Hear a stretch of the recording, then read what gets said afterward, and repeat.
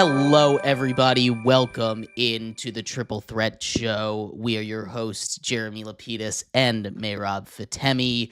Welcome in. It's been a wild week of football. College football finished up. The NFL Week 2 finished off with a little bit of a whimper in a late night game on Monday Night Football, but still lots to like from around the league. Lots to dislike as well. We'll get into our winners and losers here in just a second. We'll also get into our college football top 25, the Triple Threat Show top 25. A little bit of alliteration if you don't think about it too much, but we got a lot to get into. We'll talk a little bit about the big fight on Saturday as well. We saw Terrence Bud Crawford defeat Canelo Alvarez to stay undefeated in the boxing ring. A huge win for him and a huge win for boxing as a sport, really. But we'll get into all of that later. We're going to start off, Mehrob, with the winners and the losers here for the NFL. There were a lot of winners, a lot of losers. And what I really want to start off with, and we talked about this a little bit over the phone, I couldn't decide how I wanted to word this with winners and losers, because one of the biggest stories of the week was injuries as a whole. You go from the injuries in the Thursday night football game where we saw Austin Eckler, Dietrich Wise go down for the season for the Commanders. Jaden Daniels went down. He's questionable with a bone bruise. That's three major injuries right there on Thursday night, and it continued. Of course, the biggest injury news that came out, Joe Burrow going to miss 3 months, which is basically the rest of the regular season. The earliest he could come back is in December, but there were a lot of other major injuries as well across the league. We saw J.J. McCarthy go down, so now Carson Wentz is going to be the starting quarterback over there. Of course, the San Francisco 49ers are still dealing with Mac Jones as their quarterback right now. There is a lot of big injuries here. I put the injuries down as losers, but in a certain way here, Mehrob, it's more the injuries won this week and everybody else loses. So maybe the injuries are winners this week. We'll put that in a big story. We'll keep it in the losers section for now, but there's a lot of big time injuries that can affect a lot of teams' outlook for the rest of the season. Bit of an unfortunate one with the injuries. I don't know if I feel right personally saying that they were a loser, so to speak, but I do think I got to be a little bit. You got to feel bad for some of these players that got injured. You mentioned Joe Burrow; he's not going to be playing for 3 months. That throws the entire Bengals season in a wrench. This is a guy in Joe Burrow that made the Super Bowl in 2020. Was it 2020 or 2021? I believe it was 21. This is a guy that has the only guy that's beaten Patrick Mahomes in an AFC Championship game. He's one of the best quarterbacks in the NFL, and he's just getting hurt time and time again. You bring up J.J. McCarthy, a youngster. Sorry about that, rookie youngster that hasn't really seen a lot of playing action. 1-1 in his career as a starter.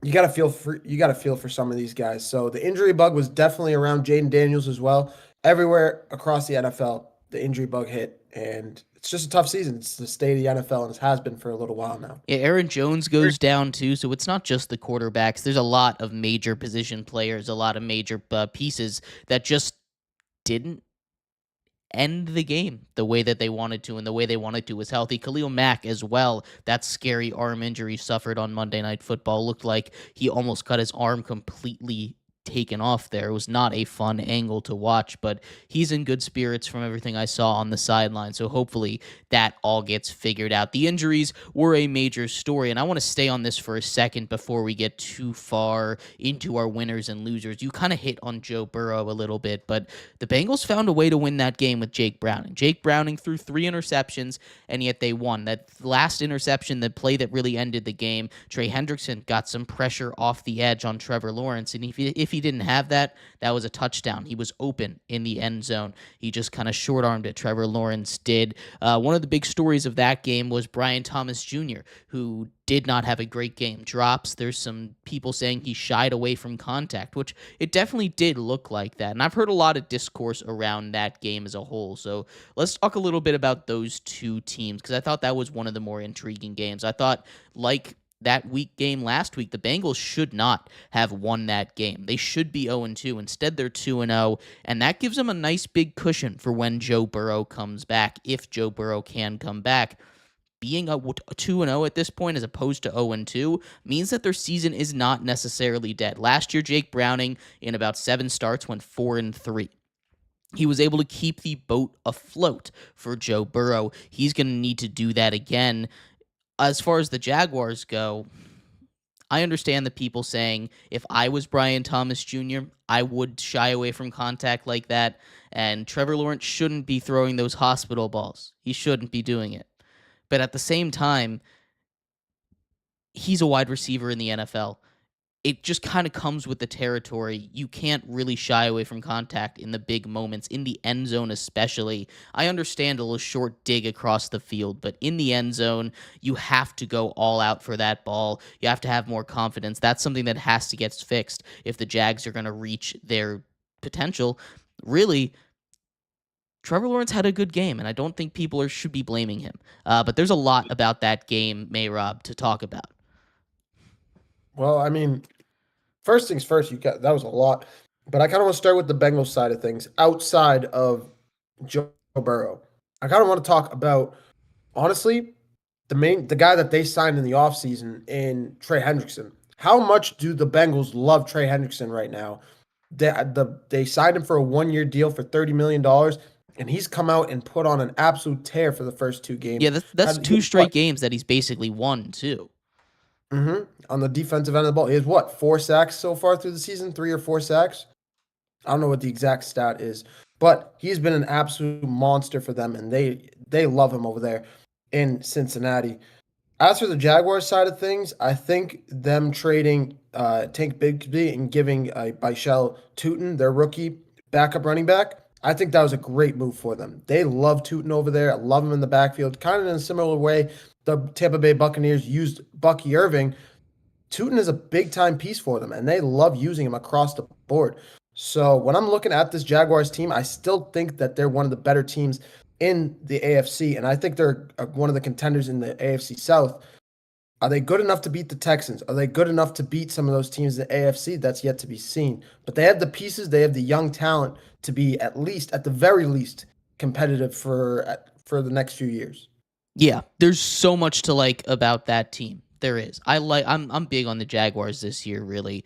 There's also, a lot not a lot to not like because we haven't seen them put it together yet. There's a lot of what ifs, and that's not what you want with Trevor Lawrence, who's a 5th-year quarterback at this point. You need him to be a certainty, whether that's good or bad. We kind of have to find out this season. But let's get more into some winners and losers here. We started off with the injuries, but let's talk about another loser. I put the Bengals as a separate loser because they lost Joe Burrow, and that can be the end of their season. But how about the Bears? The Bears are yet another big loser. They come out after losing week 1, not the Vikings winning week 1. They lost week 1. They should have won that game. Bad coaching mistakes, bad clock management, bad quarterback play, lots of bad from the Bears. They can't run the ball, and then they go into Detroit. A revenge games of sort for Ben Johnson, and they get sent packing. 52-21. That was brutal. 31-point beatdown by a Lions team that looked awful in week 1. So let's talk about the Bears a little bit because Caleb Williams yet again in discussion. Is it his fault? Is he the reason this Bears team can't get it done? There's a lot of other things going on with this Bears squad. I'm not quite ready to put the blame on Caleb Williams, Mehrob, but there's a lot of things. The defense is dealing with injuries to some star corners. Jalen Johnson, another injury, out for the season, right? The running game can't quite get going, and maybe, just maybe, Ben Johnson just isn't cut out to be a head coach. There's a lot about this Bears team that isn't going well right now. Yeah, I mean, this is really funny that you bring this up because I was actually having this discussion with one of my friends earlier today.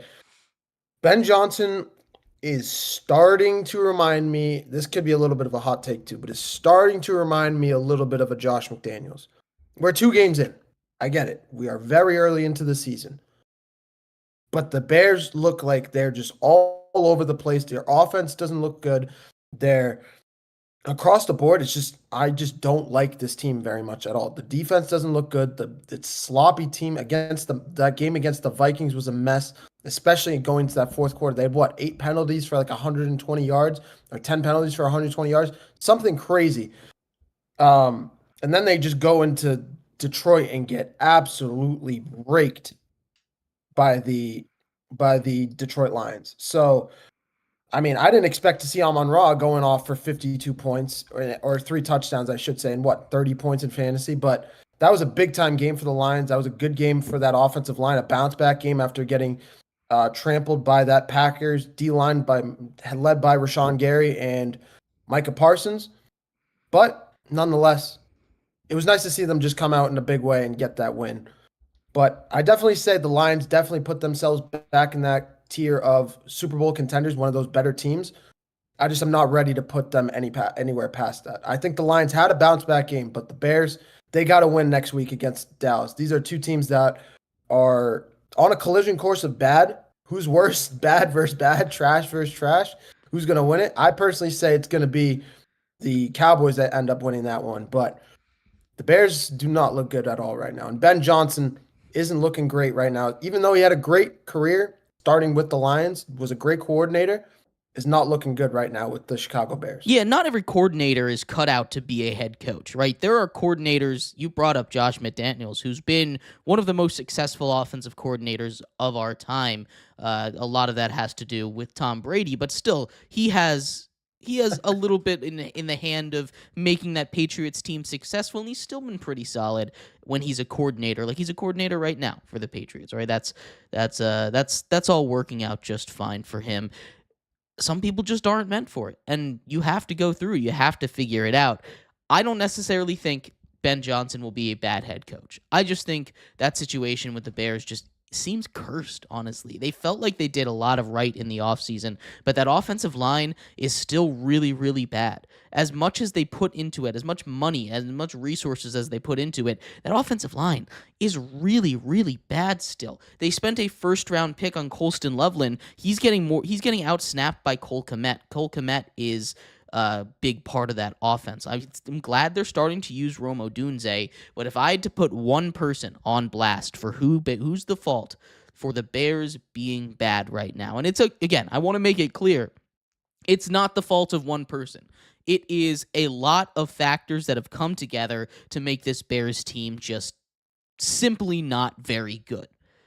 If I had to put it on one person, though, Mehrob, it would be Ryan Poles, the GM. He has been the one mainstay through all of these decisions. He's made all of these trades, made all of these roster moves to get to where the Bears are, and made all of the hiring decisions to bring in Ben Johnson, to not fire their coach last year after drafting Caleb Williams and letting him start with a competent coaching staff, right? There's a lot of things that have gone wrong with the Bears, and I think Ryan Poles is the biggest reason to blame for them. Other losers for week 2. There are a lot of them.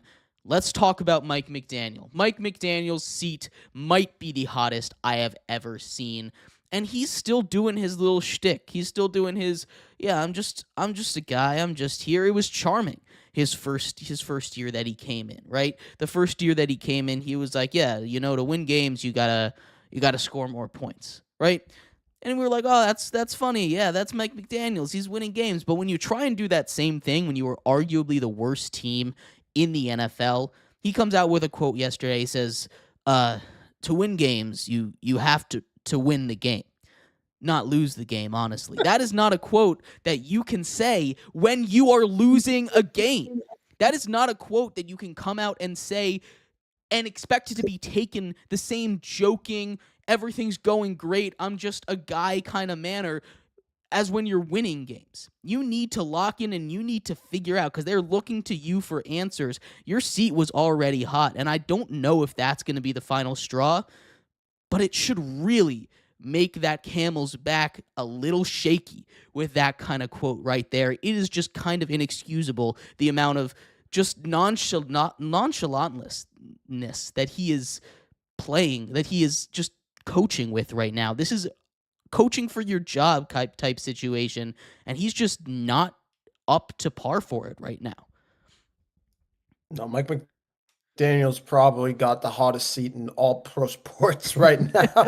That Miami Dolphins roster has so much talent, and you saw it against the Patriots. Jalen Waddle got active with it, had a touchdown. Tyreek Hill had his first 25-yard catch in 2 years since 2023.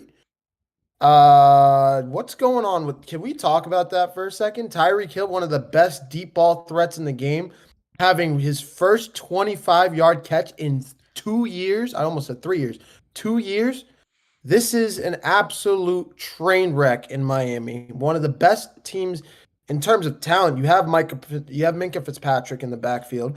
You have Bradley Chubb leading the D line. You have Tua Tagovailoa. You still have one of the best teams in terms of talent. You still have a decent head coach. I'd say he's more of an offensive head coach, and that kind of leads back to the Ben Johnson corner kind of coordinator shouldn't be a coach type thing conversation.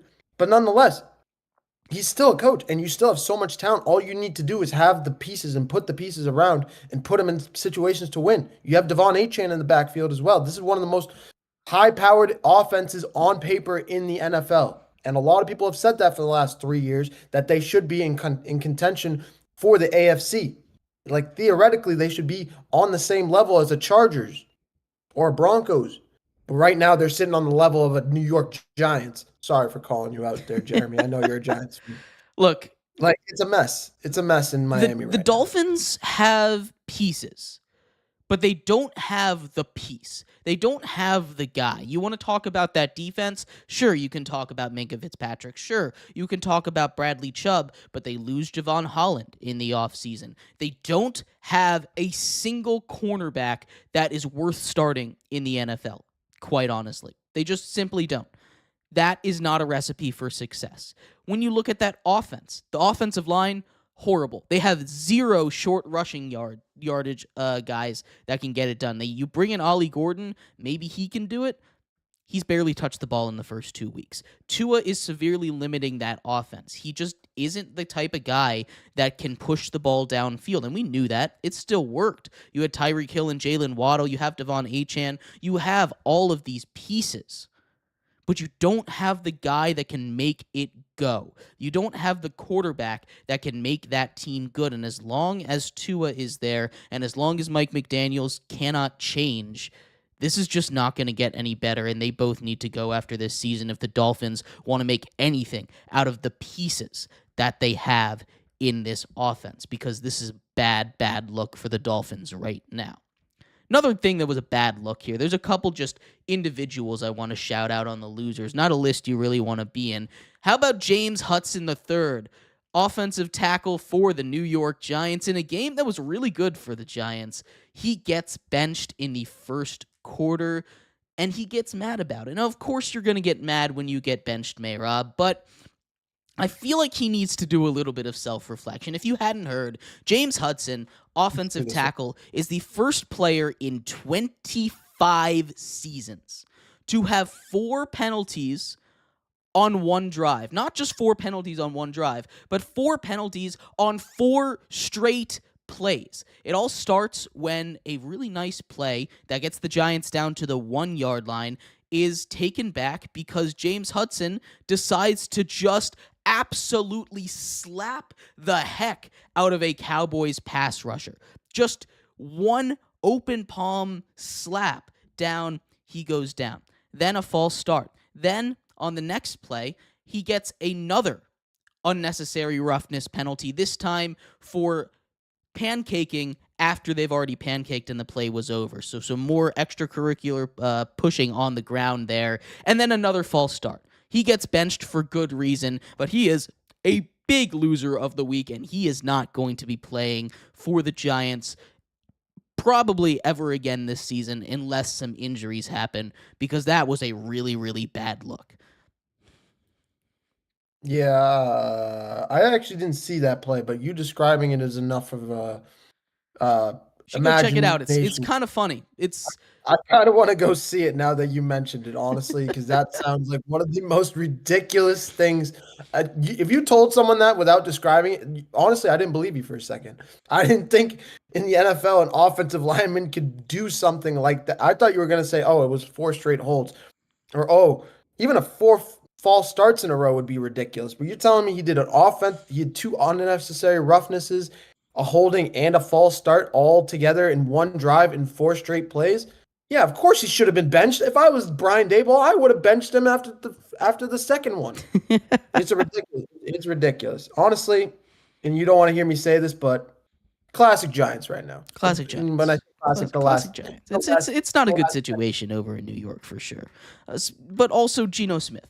James Hudson might have had the most embarrassing drive of really all week, but Geno Smith, my God, that was the worst Geno Smith game I've seen in a very long time. And look, I'm a big Geno Smith supporter. I've advocated for him to be a fringe top 10 quarterback as recently as last week, okay? There was a lot for me to like about Geno Smith. I've put my eggs into that Geno Smith basket, but that was atrocious. That looked like Geno Smith when he was on the Jets, and that is not what you want to remind people of. Geno Smith 0 for 10 with 3 interceptions when pushing the ball downfield against that Chargers defense, which we'll get to in a second because that Chargers defense was one of my biggest winners of the week. I think that's part of the reason why Geno Smith was down here, but regardless, he needs to be better than that. The Raiders as a whole need to be better than that. They need to get the ball to Ashton Genty more. I thought it was ridiculous for them to give it to Zamir White so much. I know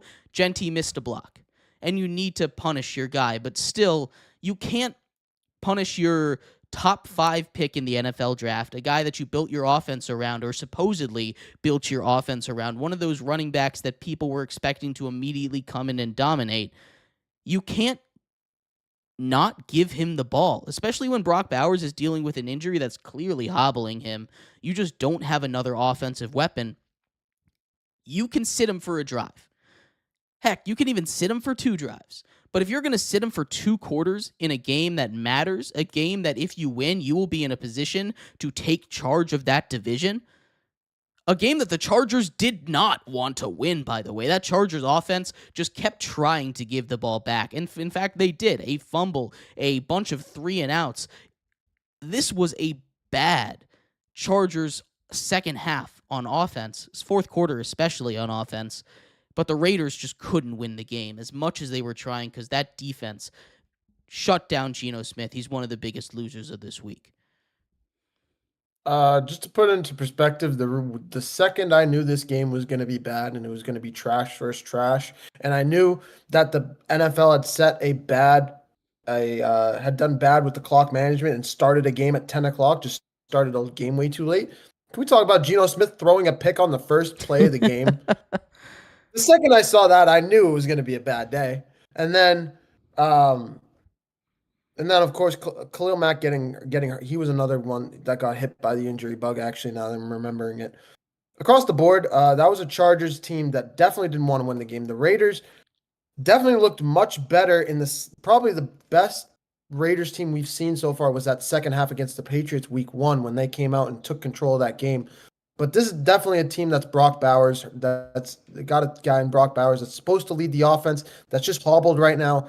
And they're missing him big time right now. The second he comes back to full health, I expect them to be okay. But until that happens, they're in a really, really tough spot. And I don't really like – I haven't liked what Ashton Genty has looked like so far through 2 weeks. I didn't like him in preseason. Didn't really have any flashes of how he looked in Boise State. So it's a little bit of a worrying sight so far over there with the Raiders.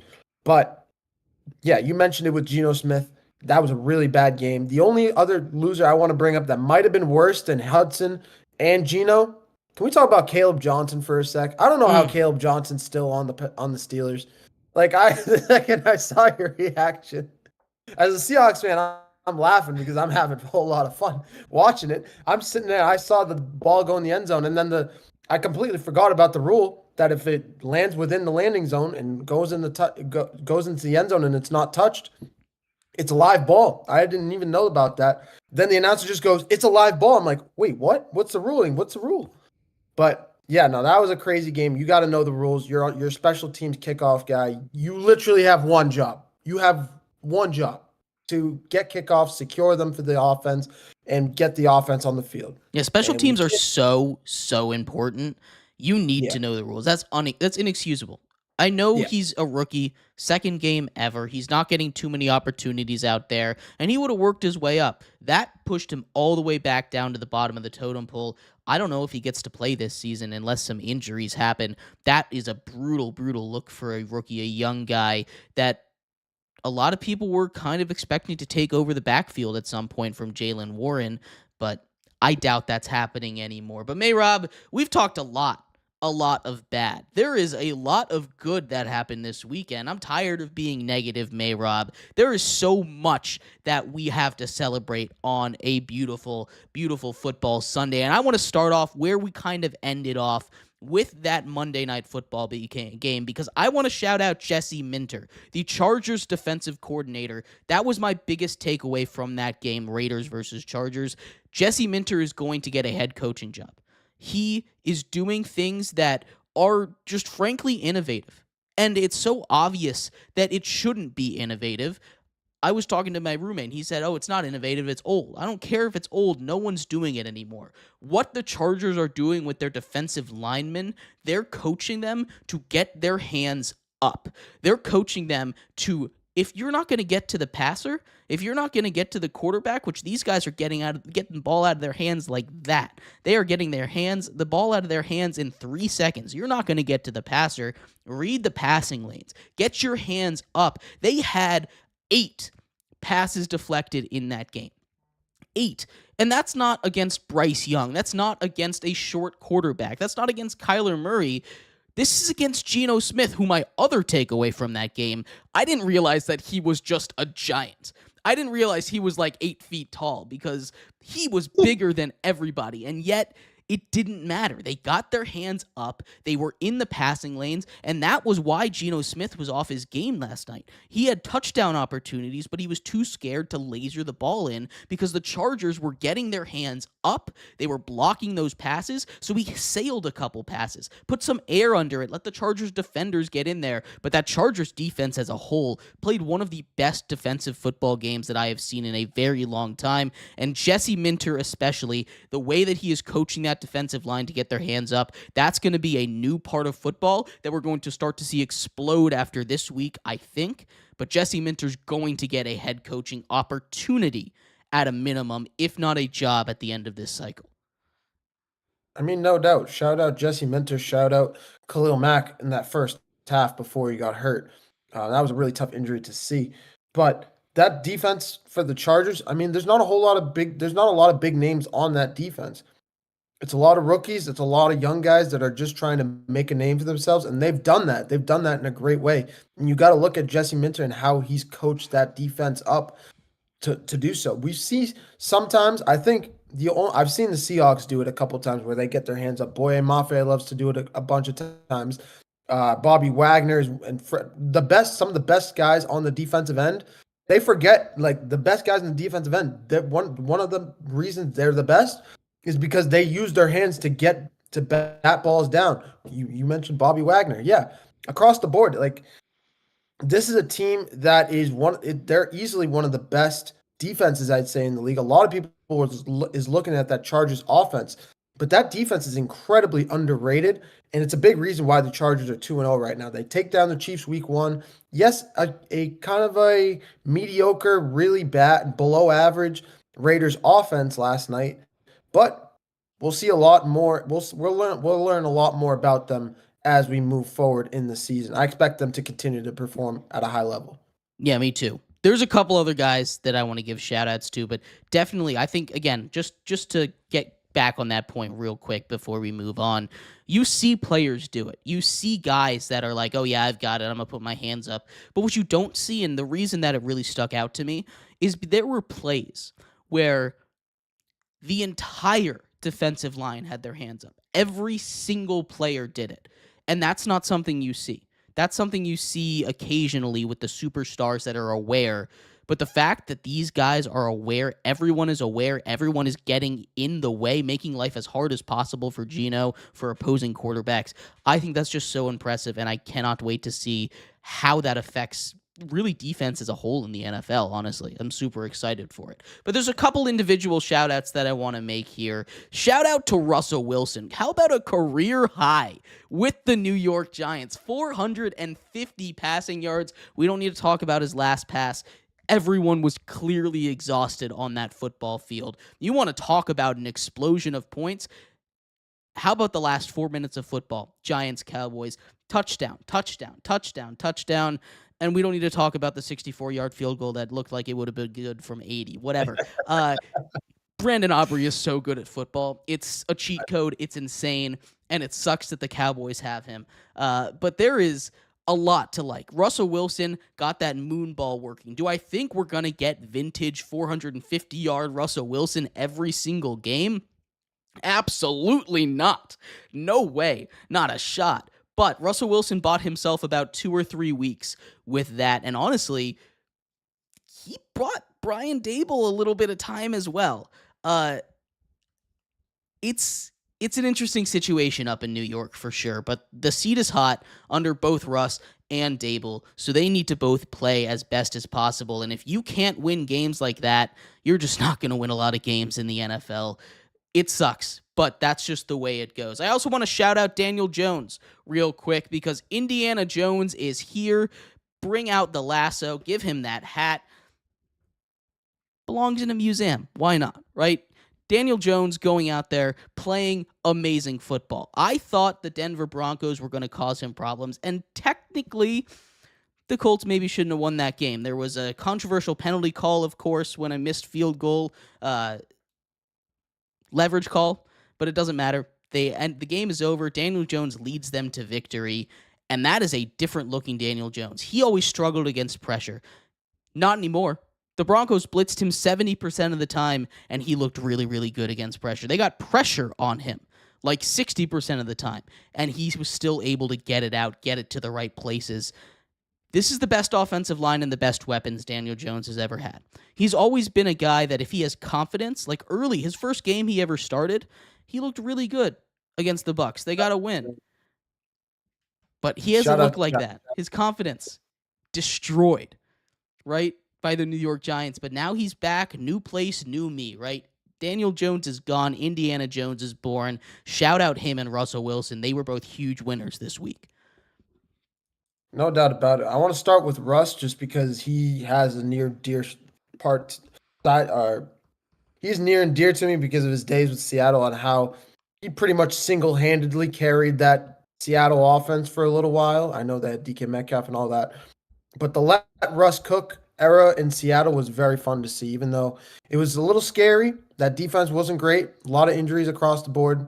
Not a whole lot of playoff success, but a very, very fun team to watch.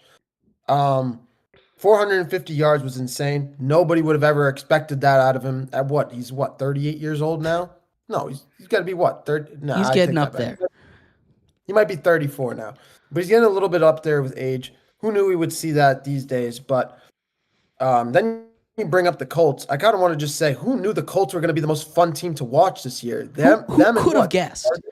Who? They're the team that is just showed up right out of the gates in the first 2 weeks and just taken the NFL by storm. I expect them to get another win this week going up against Tennessee. That should be another fun matchup. But the Colts are one of those teams that I'm not saying, I don't want to get too ahead of myself, but could they win the South? Could they find a way and sneak into the playoffs? Could Daniel Jones have possibly bought himself not only a few more years in the NFL, but a new contract with the Colts, especially with how he's played thus far? And then that we go into the Anthony Richardson discussion, which is a whole other discussion for another day. He's done. He's done with Indianapolis. He'll get a chance as a backup just because he's got all the tools, but he's done in Indy. Like this, it was Daniel Jones. Daniel Jones was just taking the position by storm. 200 yards over 250 the first game, 300 yards the second game, and against a tough Broncos defense.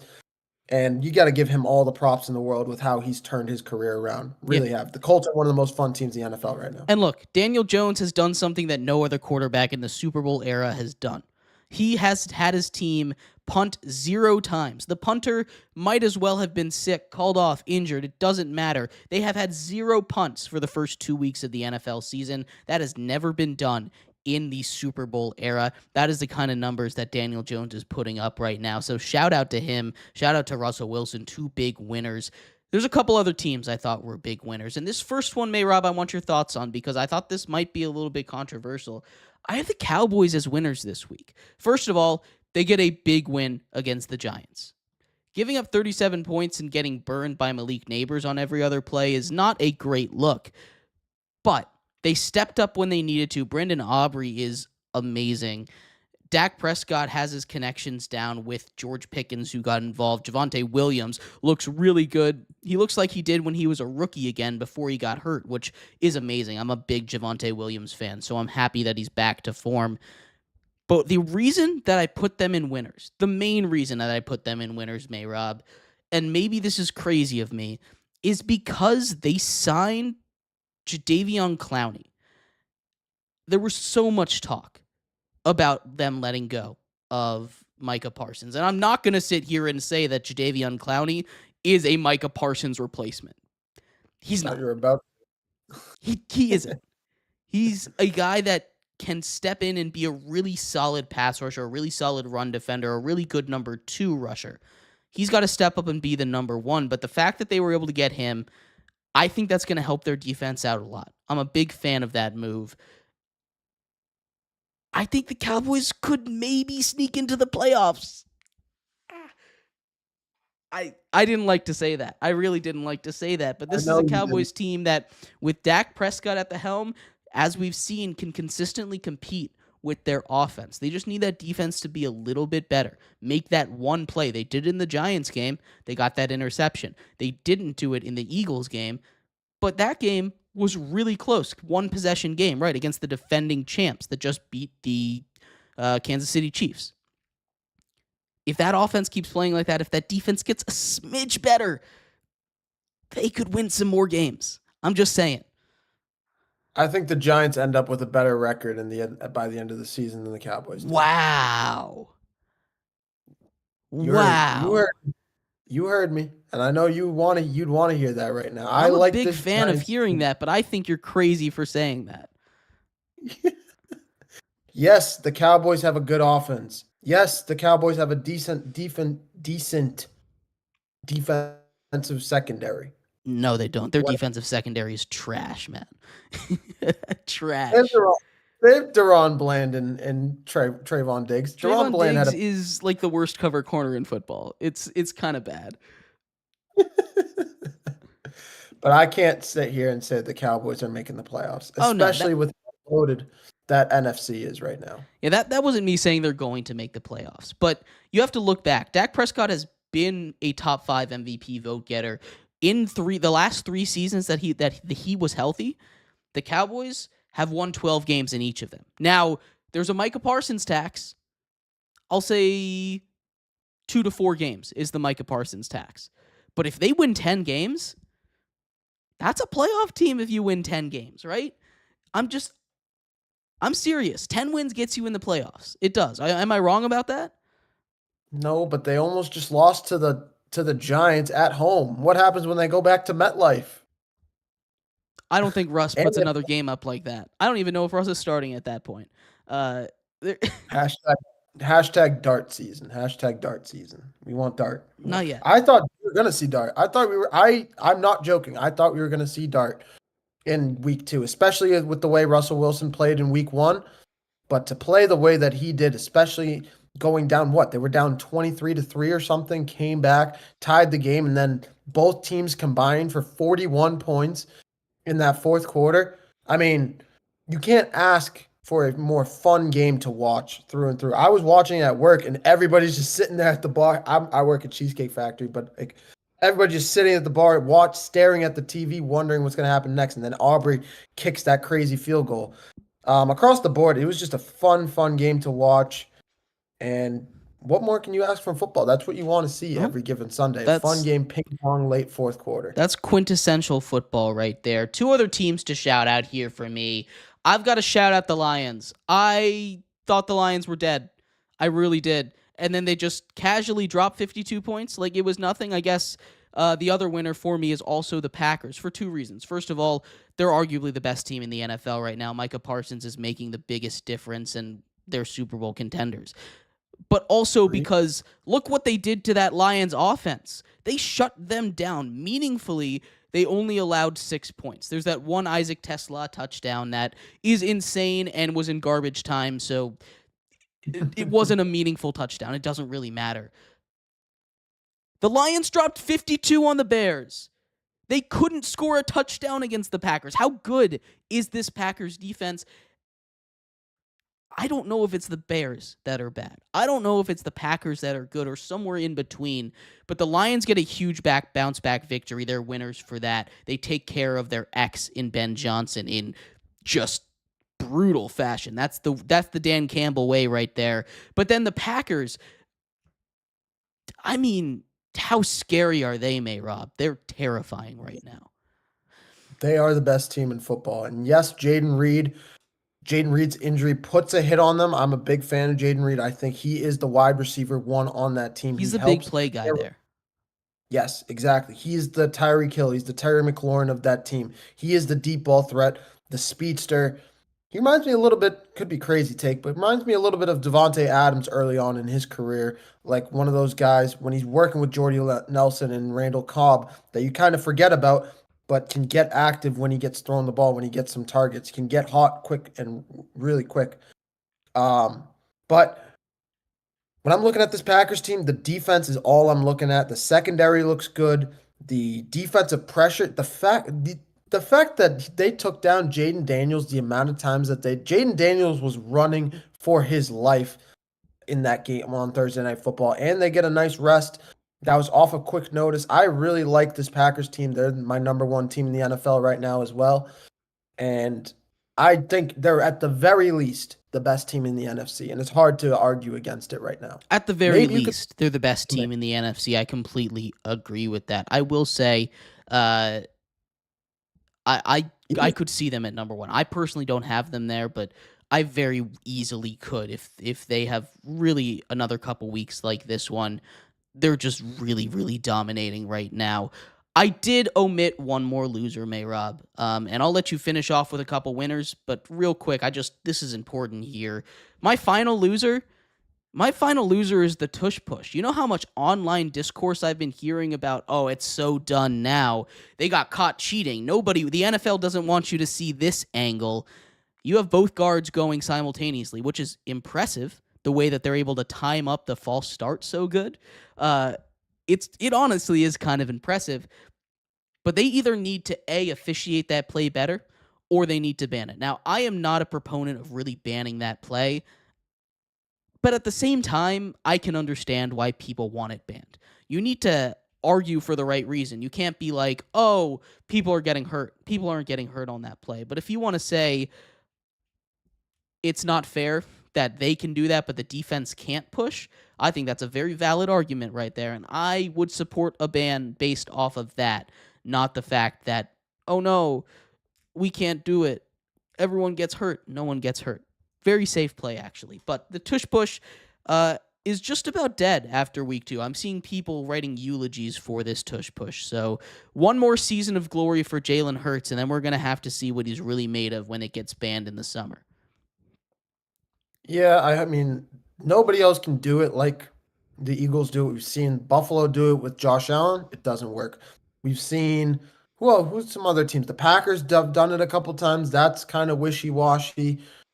Across the board, like you see so many teams try to reinvent the wheel, but it doesn't work. It does not work because you don't have the guards that they have. I would say for a fact, though, I did not see the play with the 2 false starts. I did not see that, and that's my fault on that one. But if that did happen and both of the guards just went on the false start and just pretty much just ruined the play, and what was it, 4th down or a 3rd down play? I believe that one was a 3rd down, but it was on the goal line, so. regardless. And of course, it would be against the Chiefs, so of course people would cry about it. Sorry if I'm being a Look, you hater. can't do that to the Chiefs. That's how rules get changed. If you do it against the Chiefs, that's how it goes. So, And then RIP to the tush push. You were fun, but no one can do it. Like, you need to have a special quarterback to do it. Jalen Hurts obviously can squat like 700 pounds, so he's a guy that can do it. The Bills could do it with Josh Allen, except they don't because they never have anybody push him, which I think is dumb. Because if it's legal, why not, do it? If somebody pushed Josh Allen with how strong and big and physical he is, he would get like 3 yards on every single one of those plays.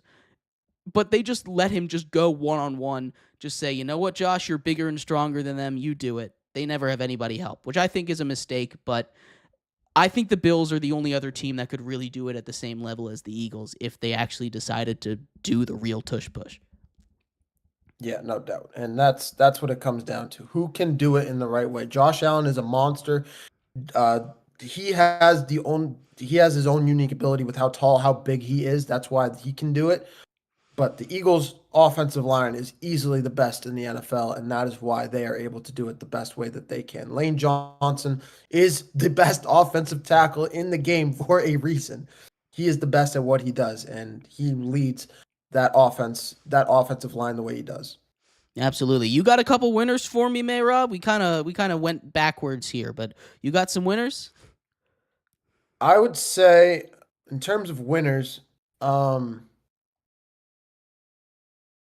talk a little bit about Mac Jones. Mac and Cheese Jones, the way he performed with the San Francisco 49ers, going out there and putting on an absolute show in New Orleans, getting that starting job, or maybe not getting a starting job, but continuing to solidify himself as a startable quarterback in the NFL, the way he played with that offensive group. I know they were missing some guys. They were missing George Kittle. They were missing Joanne Jennings, but he looked really good. That connection with him and Ricky Pearsall throughout the game was really nice to see. Looks like CMC is also seems like he's gonna he's not healing, obviously, he's still playing, but he looks like he's gonna be okay. That calf is not gonna bother him like it did a couple of years ago now.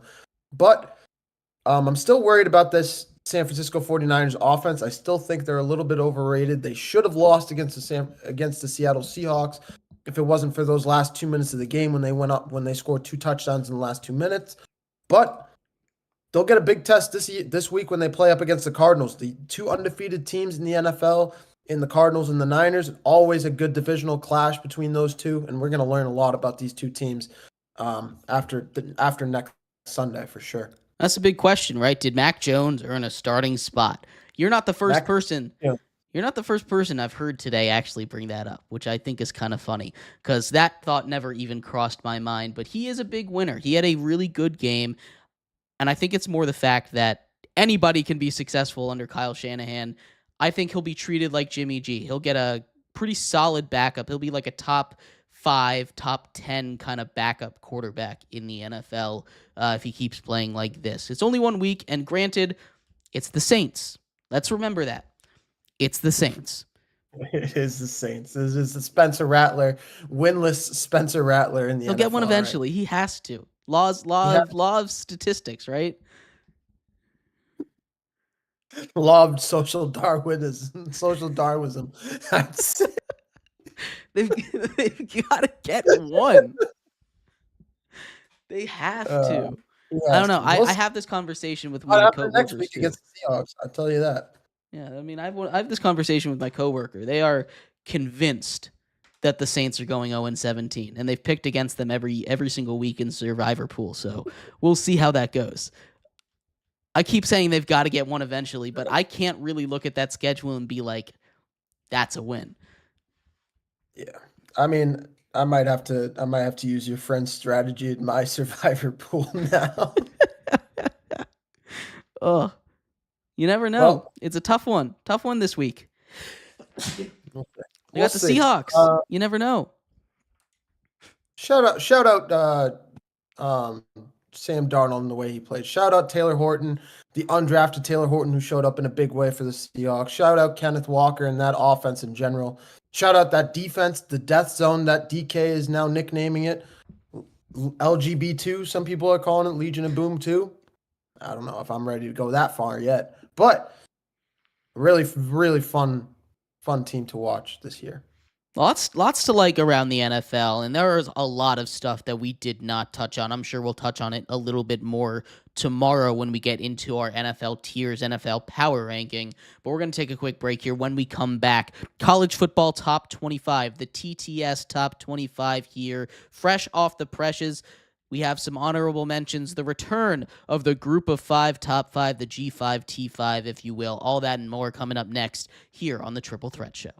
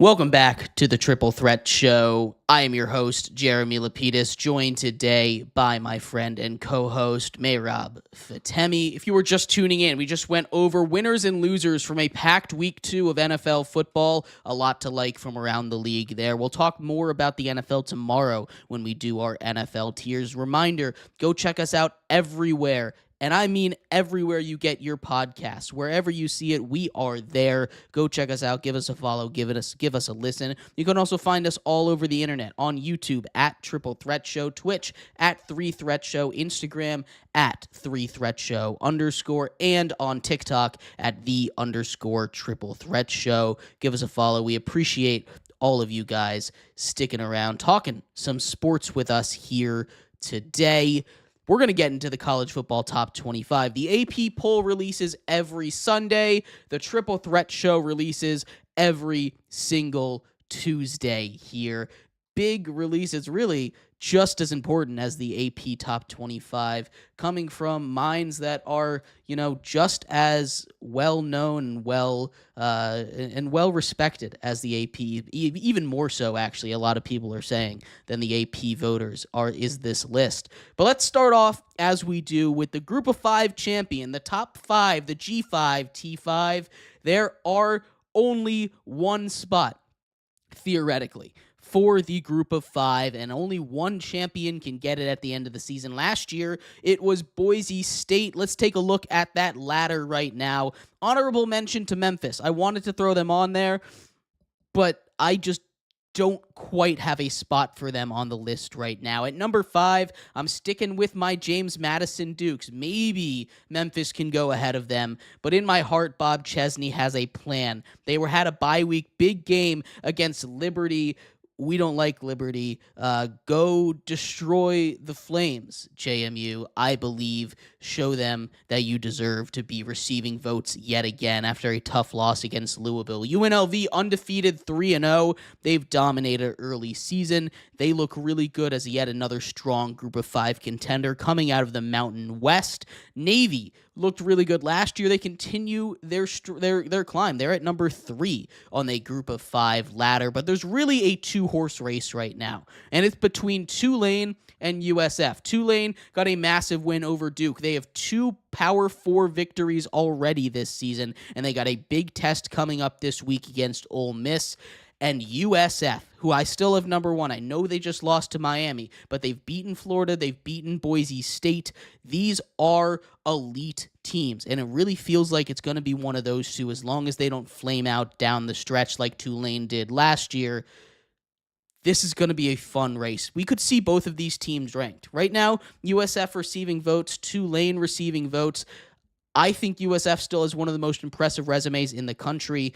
Their only loss is to a team that I think is arguably the best team in the nation right now in Carson Beck's University of Miami. But USF currently the top of the ladder, the go-getter, the one that is the favorite to make a playoff spot out of the Group of 5. Tulane, not too far behind. Then there's a big drop-off. Navy, UNLV, JMU, Memphis, and Boise State as the Group of 5 starts to take shape.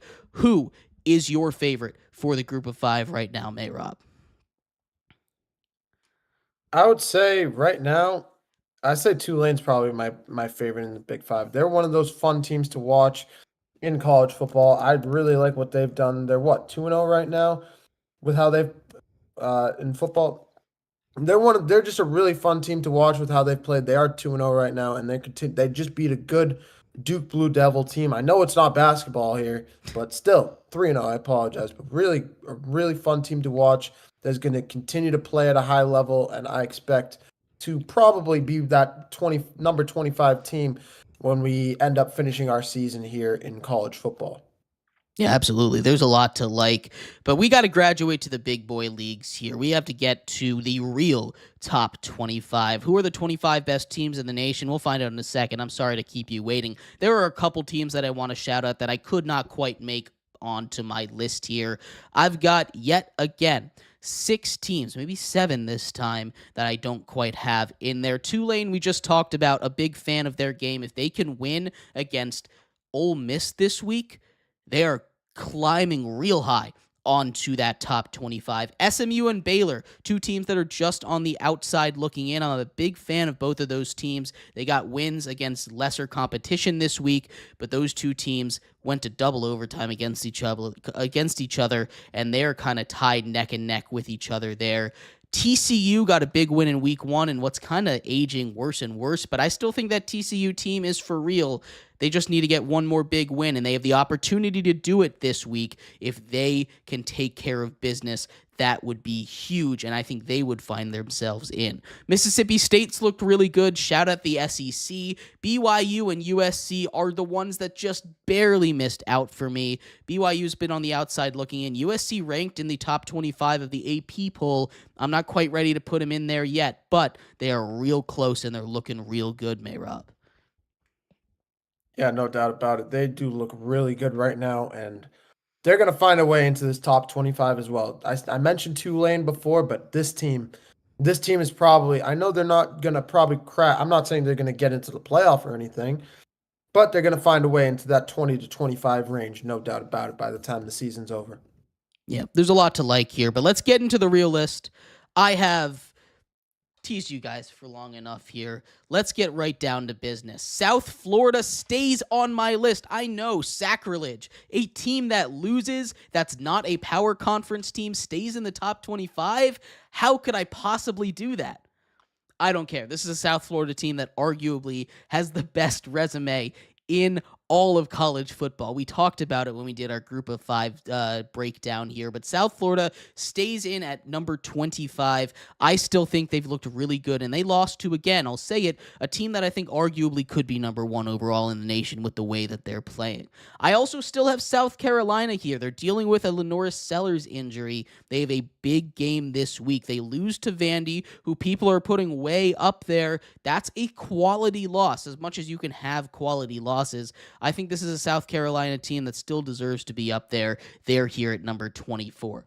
Another thing that I'm a big fan of, that Louisville Cardinal team. I love that run game that they've got. I think they're going to be really dangerous going through this season. They're here at number 23. At number 22, you have to go with the Indiana Hoosiers. Indiana just continues to win games. It doesn't matter who they play. If they win games, they're going to stay up here. But they have a real test this week against Illinois, who's going to be ranked a lot higher up on mine. They're the number 9th ranked team in the AP poll. Indiana, if they don't win, they're out of playoff contention, quite honestly, because that schedule just really isn't good enough. And to round out that first group of five, we're going with the Auburn Tigers. Auburn's looked really good, and you want to talk about a big game. They've got one against Oklahoma this week. That one should be a whole lot of fun, a barn burner over there. But the Auburn Tigers are back, and they're playing great football. I'm a big fan of all five of these teams. Someone's got to fall out soon with how many big top 25 matchups there are this week, though. No doubt about it. Auburn, that is the game. That is probably going to be the game of the week between the Tigers and the Oklahoma Sooners. It's going to be one of the games of the week, no doubt about it. I can't wait to see it. This is going to be two fun teams that have been in the top 25. I think Oklahoma's always been a QB land. I expect their guy to show up in a big way. Auburn, always a great team to watch, especially in football, and I expect them to hang around that level as well. This is going to be one of those fun games to watch, and I can't wait to see it for sure. Yeah, lots to like. They get a big game this week against Oklahoma. Number 20 goes to Missouri. The Tigers also at 3-0. They took care of Kansas last time out. They continue to win football games. They started off hot last year.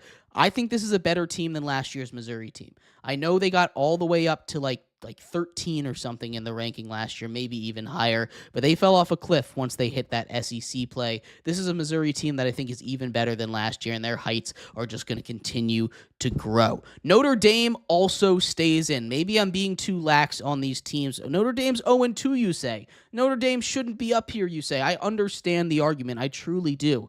But you have to look at the teams that they've lost to. They lost to a really good Miami team, top 3 in the nation. They lost to a really good A&M team, who is now a top 10 team in the nation, according to the AP poll. That is 2 top 10 losses. If you are a Notre Dame team and you win out, you're 10-2, whose only 2 losses come against 2 top 10 schools, you've still got a shot at the playoffs. That being said, they are very much on their last straw. They need to figure out that defense, which was their strength last year. Something has really been missing. Their defensive coordinator, of course, leaves for the Bengals. That is going to be the straw that kicks them out of the playoffs. Notre Dame needs to get that fixed now. Number 18, I've got Texas Tech, and the team they're playing, I've got right ahead of them, Utah. That is going to be a heavyweight battle, potential preview for the Big 12 title game this at the end of this season. Those two are the favorites in my mind for the Big 12. Still a lot of competition. The Big 12 is one of the most insane, cannibalistic conferences that we see in football every single year. They're going to eat each other alive, and this is part 1 of that. I'm very excited for that game. And the last one of this little quintuplet over there, we're going with Georgia Tech at number 16. Haynes King takes care of Clemson, kicks him all the way down, out of the top 25. out of the honorable mentions. Clemson, nowhere to be found. Egg on my face. How about that? But Georgia Tech has looked really good. They were really good to start last season. They kind of fizzled out a little bit. They took Georgia to like 14 overtimes last season. They have the same star players, same star running back, same star quarterback. They will run the ball down your throat. They are more physical than you. They know how to control the pace of play. And Georgia Tech, if their defense can continue to play like that against great teams, they're going to be really hard to beat in the ACC. No doubt about it. They are going to be a very tough out. I love this Georgia Tech team. They are my favorite team right now in all of college football to watch. 3-0. And say it with me, Jeremy. Clemson Tigers are not a top 3 team in college football. They're not a top 3 team in college football. You're right. You did have them in the top 3. So. I had them at number 1. This is worse than your picture. This is worse than you're painting it. This is worse than my Patriots take, Jeremy Lapidus. But nonetheless, college football is always a tough sport to call. So I give you props for saying that it would be Clemson, but it's not looking like it's panning out like we thought it was going to be. Season's not over until you lose an ACC game. They just lost an ACC game. So I would say the season, well, it's not over. It's not looking good for sure. They had a slow start last year though, and maybe Dabo just needs to wake up a little bit like their defense does as well. More the offense though. Dabo and Cade Klubnik. But definitely that Texas Tech Utah game is a fun game that we're going to be watching. Everyone's going to be watching. Temple, Georgia Tech. And then, of course, is Notre Dame going to beat Purdue? They have to beat the Boilermakers, They better right? beat Purdue. If they don't beat Purdue, they don't deserve to be anywhere near the top 25. Not even in like the top 50, honestly. They should blow them out. It shouldn't be close. Yeah. Well, let's head on up into the top 15, my friend. That's right, Mehrob. Hitting the top 15, 5 more teams before we hit the top 10. Iowa State, a team that just keeps rolling. Good things happen when you win in Ireland week 0. Iowa State continuing to prove that. They have won close games, for sure, but winning games nonetheless. I'm a big fan of that team as long as they can keep pulling that magic out of the hat. Ole Miss at number 14, they have not looked too amazing. They get a shootout win over Taylor Green in Arkansas last week after playing tight against Kentucky. They're now 2-0 in SEC play. That's a real good head start. They've got a chance. They've got a big game this week against Tulane. They're on upset alert for me. Ole Miss is a team that's played their guys close, and Tulane is not a team you really want to play close against because they'll find a way to bite you. How about Vanderbilt, though? At number 13 in the nation, Diego Pavia has got things going. That is a team that is for real. They took down Alabama last year, and people were shocked, as they should have been, because Vanderbilt generally not great at football, but people took Vanderbilt as a one-year wonder. Diego Pavia returns. This team got better, and they proved it. A team in Virginia Tech last year who they beat in overtime at a neutral site, they win by 24 in Blacksburg, a place that's famously very tough to play. Then they go out and they destroy South Carolina. They dominate that game. Vanderbilt is for real. They are going to be a problem in the SEC. While we're on Virginia Tech real quick, they fire their coach Brent Pry, as well as UCLA also fires their coach. The first 2 casualties of the coaching carousel. That's going to be something to keep an eye on over there. Alabama at number 12. After a not so great week 1 that lost to Florida State, and a win that's aging pretty solid right now with the way that Florida State is playing, Alabama has just looked like a completely different team. They're back, they're ready to go, and they're winning games. Now, that being said, it was against not great competition. They beat an FCS school week 2, and then they beat a Wisconsin team that was out there without their starting quarterback. So there's still some, asterisks there. But the way that Alabama's playing, and more importantly, the way that Florida State is playing, I think Alabama needed to move up a little bit more. And I told you we'd get there. At number 11, just outside the top 10, Illinois. The Fighting Illini have returning production. That's the two magic words, Mehrob. Returning production. Luke Altmaier has looked amazing. They continue to find ways to win games, and they have a big one that could really determine their playoff fate against Indiana and Curt Cignetti this week. Lots of big games to watch out for. No doubt about it. Illinois has burst onto the scene so far. They got a big game coming up this weekend, but this shout out the Illini. Who knew that they were going to show up the way that they have this season? Outside of you, of course. You called it with them. But they definitely have a tough game against Indiana. Indiana, obviously probably one of those Big Four teams in the Big Ten. I'd say always a team that's competitive in that conference, and I expect it to stay that way. This is going to be a fun game to watch, and probably going to consider their top 10 right now in the Big Ten poll, in the AP pollings, but could it decide if they can enter the top 5 or the top 7 by chance? That's the question. There's a real chance, depending on what happens. The way that some of these teams ahead of them are playing, it's not really a guarantee that they're going to stay ahead of them, especially with a big win on that one.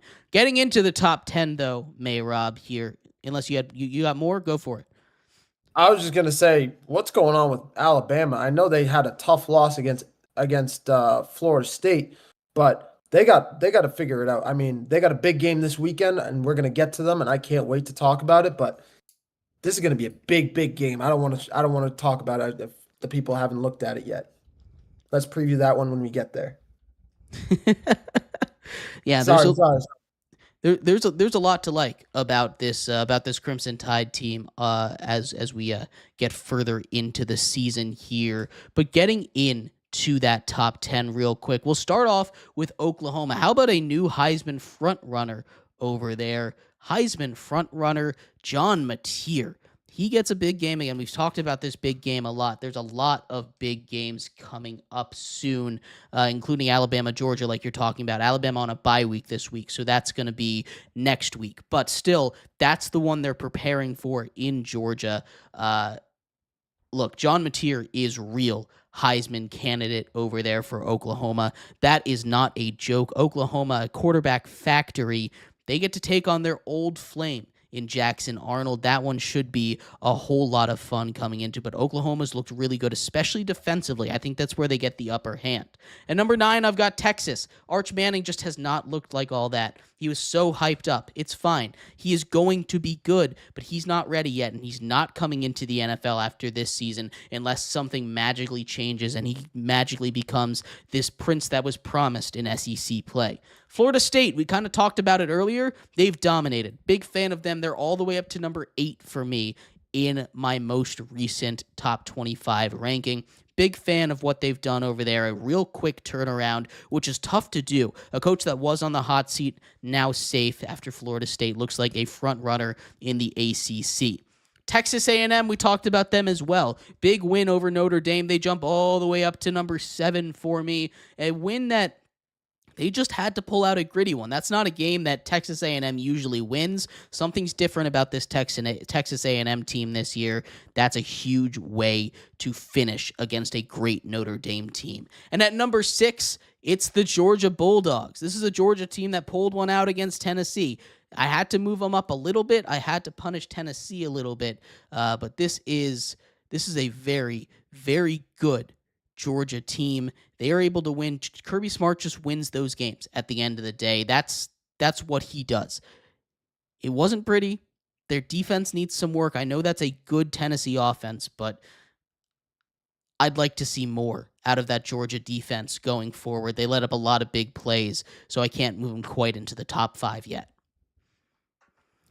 I mean, no doubt about it. I think the offense did what they were supposed to do in Georgia with Gunnar Stockton. Gunnar Stockton had a good game. Threw for 300 yards, 23 of 31. Pretty accurate quarterback, two touchdowns, no picks. Just overall good game. But you got to look at that defense and expect better. I mean, Joey Aguilar had his way with this team. Yes, he threw 2 picks, but he also threw for 370 yards. He also let Chris Braswell go off for 170 yards. I mean, you got to expect better if you're the Georgia Bulldogs defense, especially I thought it was actually this week. Sorry about that. I was a little bit of a scare. I didn't see the date over there, September 27th, but we got to have that day circled over there. We have a big college football week coming up next week with a game coming up between Alabama and Georgia. I cannot wait to see that one, and honestly, that could be in contention for game of the year. These are two teams that are both going to be prepping for that one. Both have weeks off as well. Well, it certainly was last year, game of the year kind of style. Of course, Alabama gets that one done in the end. We'll see if it's the same story, different year this year, but it should be a lot of fun. Getting into the final five here, Mehrob, to wrap up our top 25. I've got the Oregon Ducks. That offense has looked elite all season long. The defense also looked pretty good, not quite top level, but still, this is an Oregon team that people are a little bit down on. They got a big win last week. They continue that momentum this week. Big fan. LSU also sticks at number 4 for me. Their defense has been so impressive. They beat Florida, not super convincing. Garrett Nussmeier dealing with injuries, but if the defense can continue to play like that, that's an LSU team that's a serious title threat right now. Penn State, I moved back down to number 3 because I just liked Miami too much. Penn State's done nothing wrong. They also haven't done anything amazing that makes me say they have to be number 2. They have to be number 1. They've kind of flip-flopped between the 3 and the 2 spot all season for me. And at number 2, that's where that Miami team goes. Carson Beck looking like that number 1 pick that he was supposed to be a couple years ago. That Miami team is scary, especially now that they have a defense. If they had Cam Ward and a defense, if they had a defense last year, that team could have won a national championship. They just simply did not have one. Now they do. It is a much different vibe over in Miami. But that, of course, leaves number 1. The number 1 team in the nation. Yet again, Mehrob, it's those Ohio State Buckeyes. They are coasting off of a win against Texas. A big win. Maybe that win isn't aging as nicely as we all thought it would, but still, Ohio State, I can't take them out of number 1 right now. I was honestly very close to putting Miami up there, though. I can't overstate how much of a fan of this Miami team I am this year, but Ohio State sticks at number 1 for me. Miami at 1 would have been crazy, Jeremy. If I saw Miami at 1, I would have remembered this list, and I would have kept my eye on Miami. I'm keeping my eye on them regardless, but at 1 over the Ohio State Buckeyes would have been crazy in my opinion. Ohio State looks like the best team, head and shoulders above everyone in the SEC. The Big Ten looks like the best conference. Well, in terms of top-tier talent, I mean, taking over the play with the best team in college football, I really have the Buckeyes sitting at number 1. Talking about Miami a little bit, though, I have October 4th circled because I know they haven't played a whole lot of people. I know they just played South Florida, who is still sitting at that number 25 spot for you. But October 4th, that game in Florida State, Carson Beck is going to have all the pressure in the world going up against Tommy Castellanos, especially if Florida State keeps this up. I can't wait to see it. Well, Boston College guy last year. Shout out Tommy Castellanos. Shout out. Shout out Boston College. He's fun to watch. I like watching him. But this list, there is obviously a lot to improve on. There is a lot more college football to watch. But we will be back every single Tuesday with more Top 25, the TTS Top 25, of course, for you. Make sure you tune in every single week for that. But we're going to take our final break here. When we come back, a big fight garnered big attention and finished with big results. Terrence Bud Crawford, 42-0.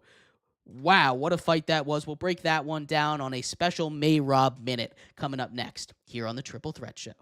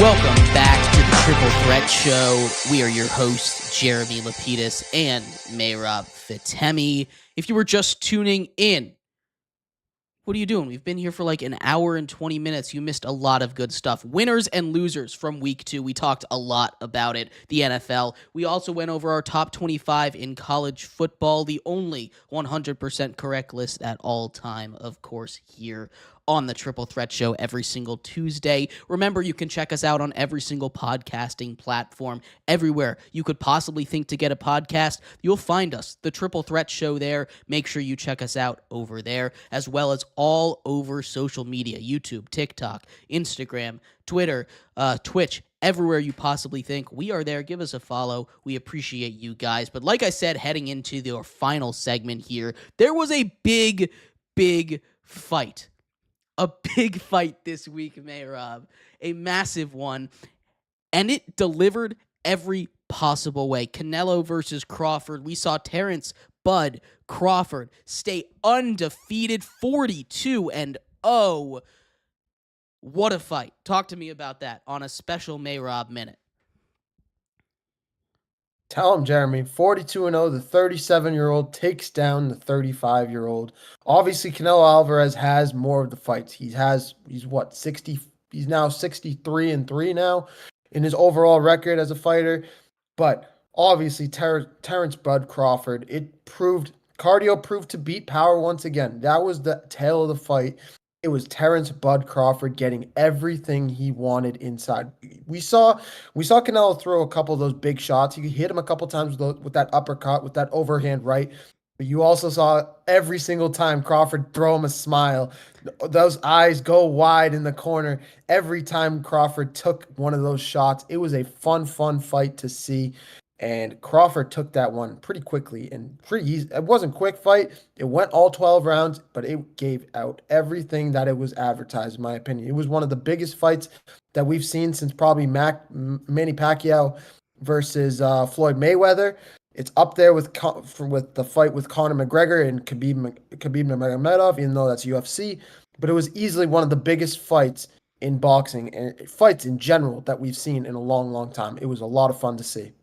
Yeah, nothing compares to, in any card, any fighting sport, any martial arts sport, nothing compares to the draw of a good boxing match, like a top tier boxing match. Boxing as a sport might be way trending downward, but nothing draws eyes attention like a heavyweight, not necessarily heavyweight, but a huge implication boxing match between very established fighters like that. And we saw it. 42 million people at peak watched that fight. That is insane. I want to take this round by round a little bit, Mehrob, because this fight had kind of stages, if you will. The early stage, they were kind of testing the waters a little bit, which I feel like Canelo had to attack early. You talked about it. Power versus endurance. Endurance wins when it goes long.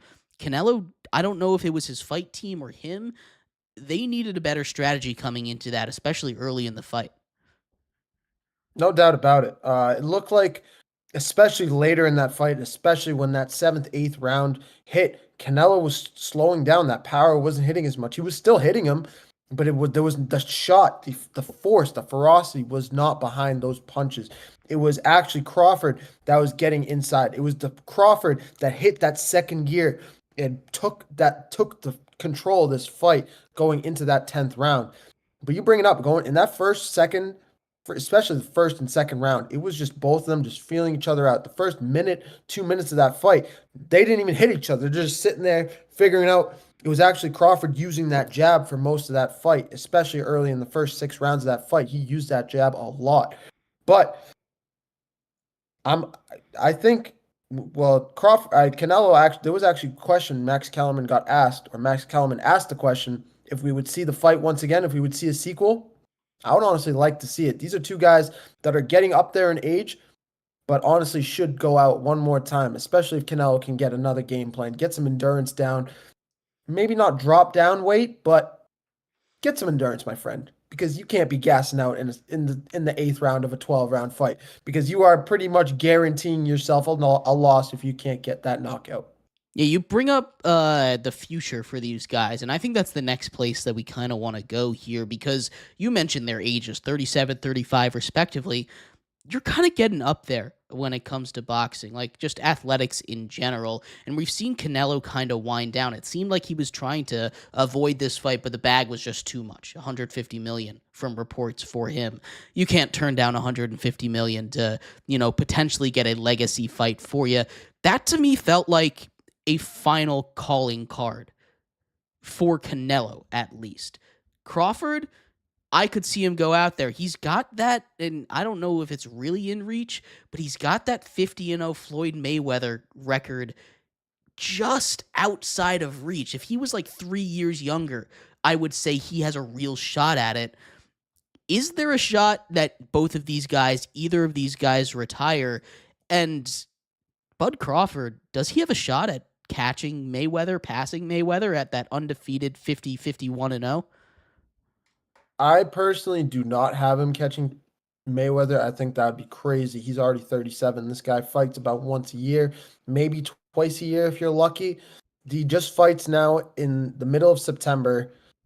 He probably won't fight again until maybe April, May at the earliest. He's 37 years old and he's got a whole family. These are guys that have lives outside of the fighting industry. They're not young whippersnappers at the age of 29 just going bouncing back after a fight. They're not Alex Pereira that will fight 3 times in 6 months, especially in boxing, the way that these camps roll around. It's just tough to say, but I expect Canelo to maybe he fights one more time and then calls it a career. But when I'm looking at Crawford, I think he gets to 45 and then calls it. I just don't think last thing I want to bring up, the last time that we saw Canelo get beat the way he did last night was when he was a young guy going up against Floyd Mayweather when Floyd Mayweather took him out the way that he did. And that was another one of those matchups where it was endurance against power, because we always remember Floyd Mayweather had one of the best cardios in the game once upon a time. Yeah, I mean his defense, right? That's what made him legendary. He just waited for his opening and just played defense, and it worked.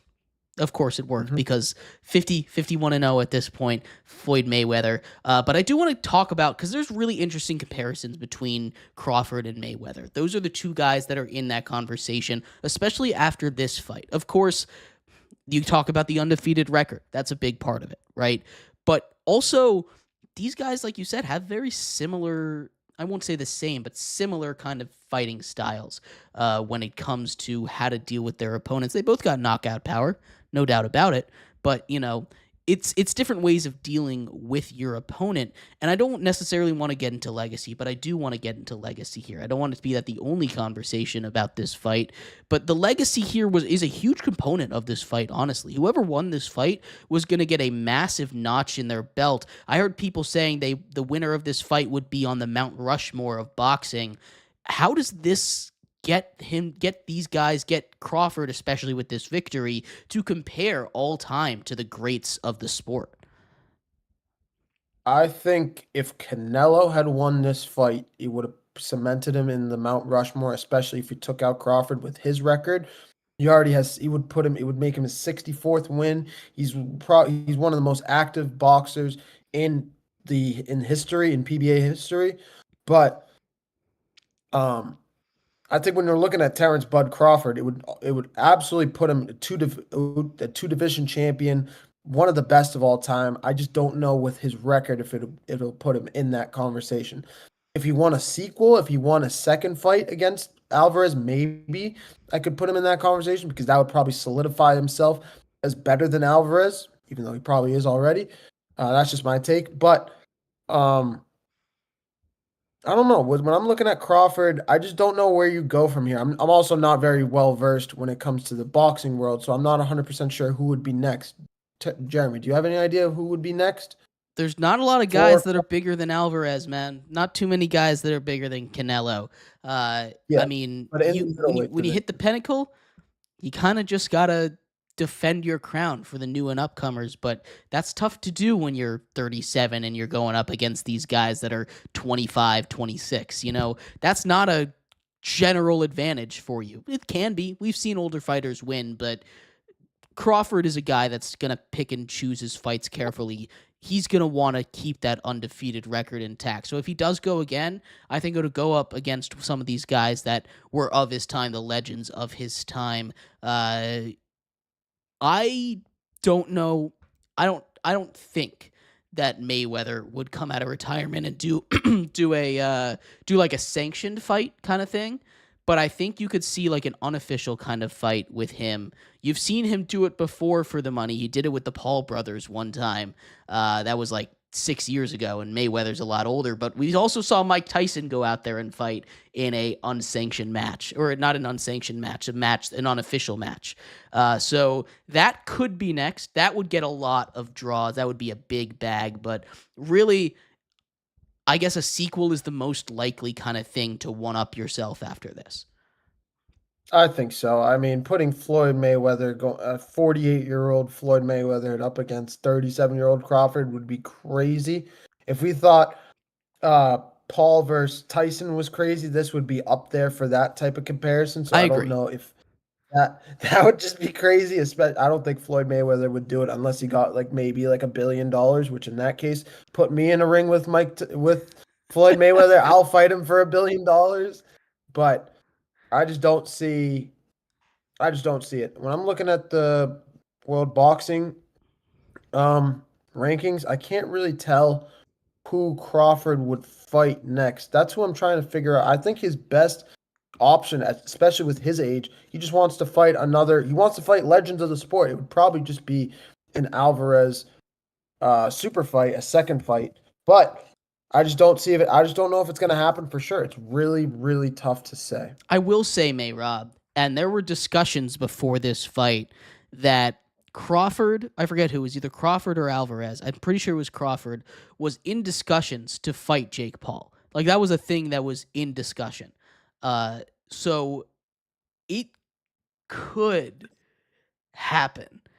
It's not going to happen now that he's shown that he can still, dish it out, I don't think. But the bag's the bag, man. And a lot of times the money speaks louder than anything else that you want to do. So there's a lot to look forward to in the sport of boxing with these guys up top. But that was a very special fight. 12 rounds. Terrence Bud Crawford stays undefeated. A perfect 42-0. A big-time win against one of the legends of the sport in Canelo Alvarez. I'll leave you the last word, Mehrob, here on the Triple Threat Show. Anything that you want to talk about, leave us off with before we sign off for tomorrow.